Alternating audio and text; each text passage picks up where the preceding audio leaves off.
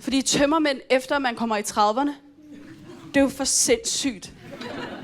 Og jeg ved, der sidder nogen, der ikke er fyldt 30 endnu, som er sådan, jeg vil bare lige sige, at mine tømmermænd, de er altså også rigtig slemme.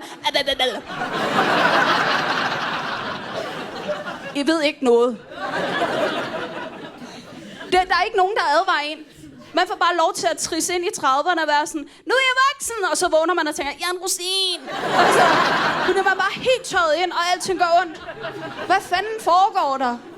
Hver gang jeg skal til at drikke noget, så spørger jeg mig selv, er jeg villig til at dø for det her? Det er jeg altid. Men jeg spørger, fordi tømmermænd er så sindssyge. Altså, også bare, hvorfor er der aldersgrænse altså for, hvor ung man må være? De kan jo godt klare det jo. Det burde jo være os, der skulle vise ID. Altså, så der kunne sidde en eller anden ung arbejder nede i Rema 1000 og være sådan... Nej. Du har købt rød hat tequila. Er du vanvittig? Undskyld. Så skal jeg bare have mælk.